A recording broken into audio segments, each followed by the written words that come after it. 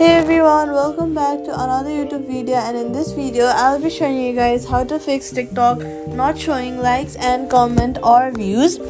First of all, force close the TikTok and reopen by swiping it up from the bottom of your screen and swipe it away, then reopen it. This rules out temporary glitches.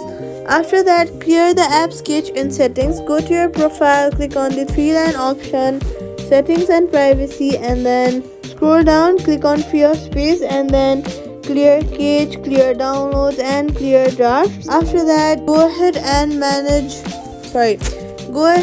sign out and log back in. Then go to the app store, search for TikTok and see if there is an update button available.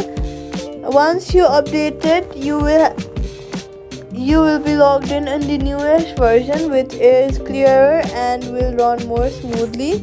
Safety tip: avoid using third-party apps to promise to boost likes or comments.